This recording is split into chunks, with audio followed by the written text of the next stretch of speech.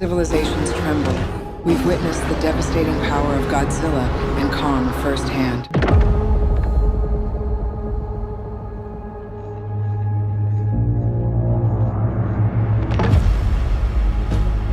After their fierce rivalry nearly tore the world apart, Godzilla and Kong now stand together against a new, formidable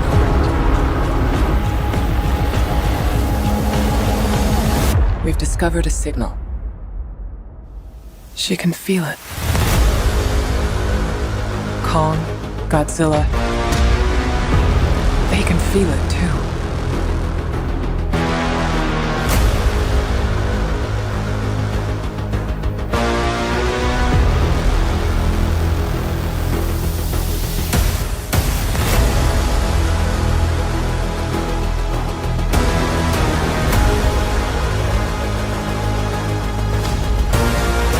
This world has more secret than we could possibly imagine.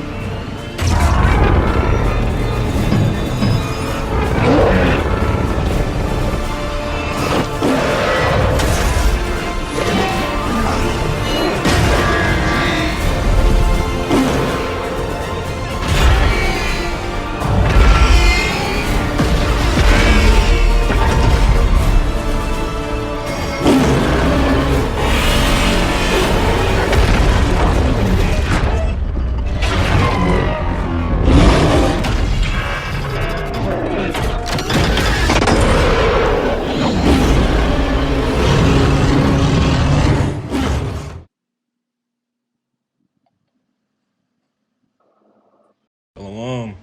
First and foremost, I want to give all praise and glory and honor to Yahweh, Bahasham, Yahweh Shai, Bahasham, Yakakwadash. I want to give double honor to the Apostle Great Millstone who rule well and teach well. I want to give a mighty shalom to all the Akim and Aqua out there staying rooted in this faith. It's the brother Iowa from Great Millstone, Gary Branch. And Lord willing, this video is edifying. So, me and my brothers went to go see Little Godzilla, A New Empire. And I wanted to make a movie on that, but I also wanted to go back to Godzilla X Kong, the first one, to pretty much where they were going against each other, right? So these things, people have to realize that aren't just movies. They have spiritual meanings behind it. They put representations inside these characters that they choose. So, for example, King Kong represented Yahweh Shai, right? But he also represented Northern Kingdom. And Godzilla represented the Southern Kingdom. No, Slovakia. King Kong represented the Southern Kingdom, and Godzilla represented the Northern Kingdom, right? Because he was Ephraim. So, the first scripture I wanted to get, because based off the first movie, what were they trying to show us? What was the whole meaning of that movie? The whole beginning of Godzilla X King Kong was they didn't have anywhere to put Kong.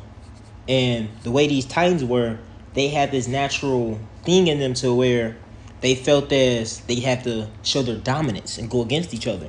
So with Kong having to end up going to Hollow Earth, that's what their whole mission was, getting him to Hollow Earth.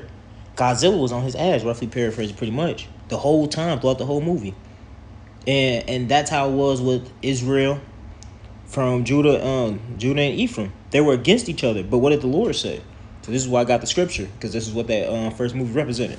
Ezekiel 37:15. It says, "The word of the Lord came again unto me, saying, Moreover, son of man, take thee one stick and write upon it for Judah, and for the children of Israel his companions, and take another stick and write upon it for Joseph, and the stick of Ephraim for all his house of Israel and his companions." So what he's doing is, this was the 12 tribes. He's bringing them together. He was closing the bridges. He was amending it. It says, verse 17, "And join them one to another into one stick, and that shall become one in thy hand." So that's what they're doing. And Godzilla x King Kong, they were fighting against each other, but then realized that, okay, we both mighty, but we have a bigger problem at hand. And what was that? Mechagodzilla, right? Going into another extension of Esau's weaponry. They had to team up together to bring down Mechagodzilla. And it showed that, just like in Planet of the Apes, when he broke the stick, he said one by one they could take us, but together we are strong. So it's the same thing. We have to realize that we are strong. When we're stronger together, we're also stronger with the Lord on our side. Everything has an order. So the Lord is putting these things back in order so that we can get righteous judgment and rulership again. Put everything back in order the way the Lord had it to be from the beginning. Right? So, my next scripture goes into the next movie, because I just wanted to get that to pretty much give you the background about Godzilla and King Kong and what that first movie was about. It was all about mending the bridges between Jacob and Ephraim. Not Jacob, but Judah and Ephraim, right? So, my next scripture goes into the next movie, because this next movie was so spiritual, right? So, Lord willing, I hope you watch. I'm going to put some few clips with this video, but Lord willing, I hope you watch it after you watch this video, because I'll be going into it, breaking it down, giving you like certain scriptures. Yes, there's a lot of scriptures that can go into this, but I don't want to make it too long. I'm going to give you a few. So, we're going to go to Luke 19 and 12. 14 is Slovakia. 19 and 12, it says,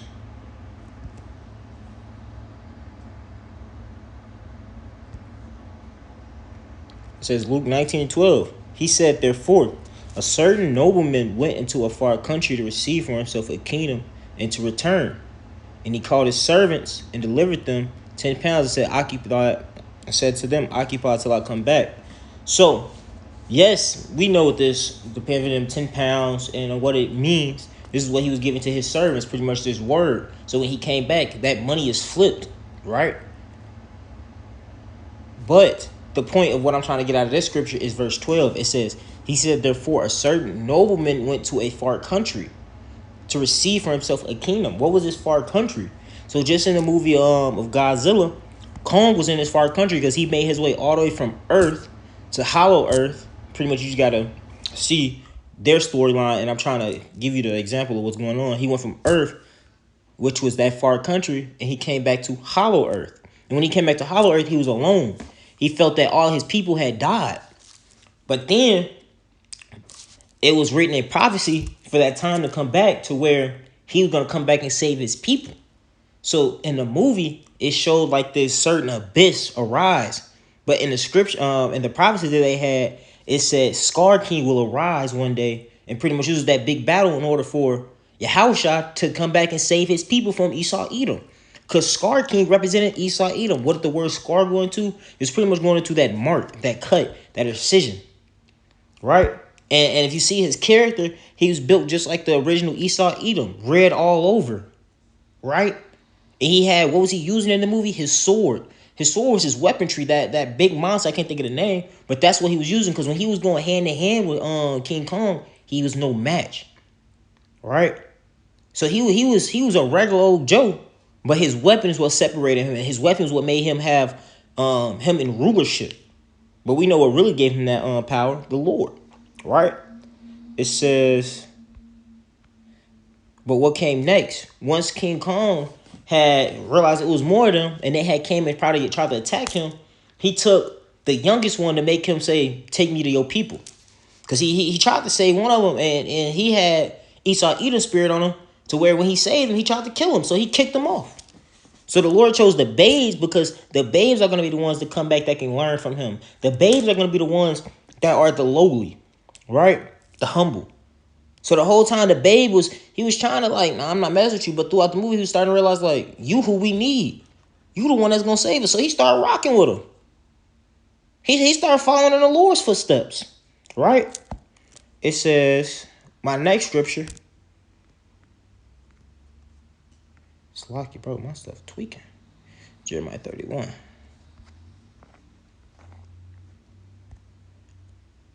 says Jeremiah 31:8. Behold, I will bring them from the north country. So this is speaking in the our day of terms. What is that north country? North America. So this is where he's going to gather everybody up in order to save his elect in the 1/3, that remnant. And he said, I will bring them from the north country and gather them from the coast of the earth. And with them, the blind and the lame, and the woman with child, and her that travaileth with child together, a great company shall return unto them. So he's talking about the ones that aren't so proficient, the ones that are deaf, the ones that are blind, the ones that can't help themselves, the ones at the bottom. Those are the ones that are humble. Those are the ones that are going to acknowledge their sins and come back to the Lord. But as we're speaking about breaking down this movie, those are the ones that Esau Edom had in servitude. When he went down to the underground, he had seen Scar King in the back, but he seen all his people breaking down rocks, just slaving, and the people were mourning, man. It says when the wicked are en route. Matter of fact, we're gonna get it.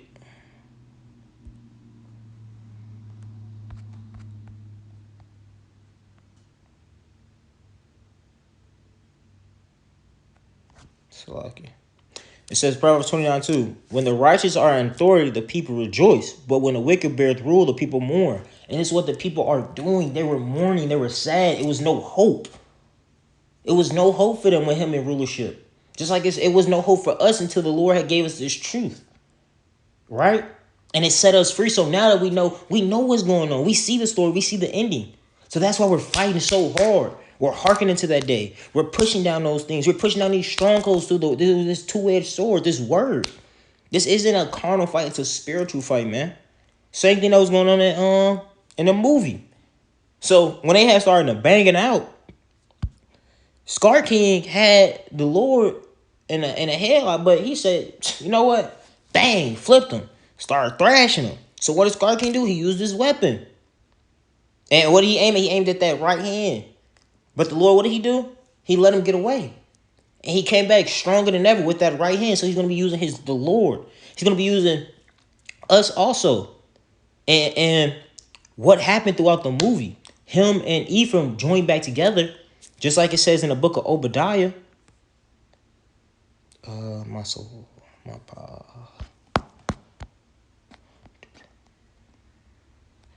Obadiah 1:18, and the house of Jacob shall be a fire, and the house of Joseph a flame, and the house of Esau for stubble. So these two nations, these tribes are gonna come back together, and they're gonna take down Esau, Edom together. Same thing that happened in the movie. They were banging it out, and what happened at the end? They took that weapon from him, and he was nothing but a man. He made him a base again and got rid of him. It says, and they shall kindle in them and devour them. That's what happened. He devoured them. And he set the weapon in real life, we know what the weapon is. It's the sword. But in the movie, he set the weapon free because he had the weapon only due to the fact that he had this sword that hurt the weapon that was forcing him to do his bidding. But the Lord took back and he took all of that from him. When he thought that he was puffed up, he cracked him in the stomach. Right? But who was the one to even lead the Lord back in the movie? It was the babes. The Lord chose the babes, man.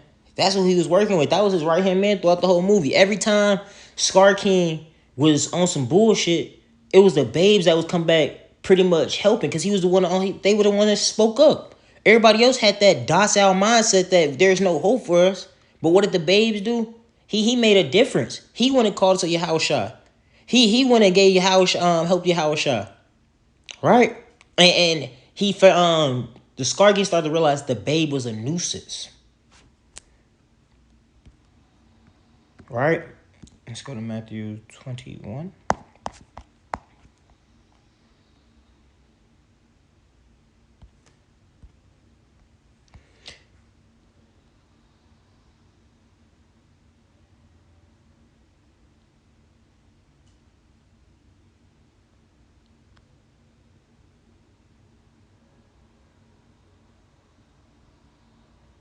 It says Matthew 21:16, and said unto him, hearest thou what these say? And Yahweh shall say unto them, yea, have you never read? Out of the mouth of babes and suckling thou hast perfected praise. So these are the ones that he's using, because babes are able to soak up that righteousness. That's why he said come back as a newborn babe, because babes are sponges.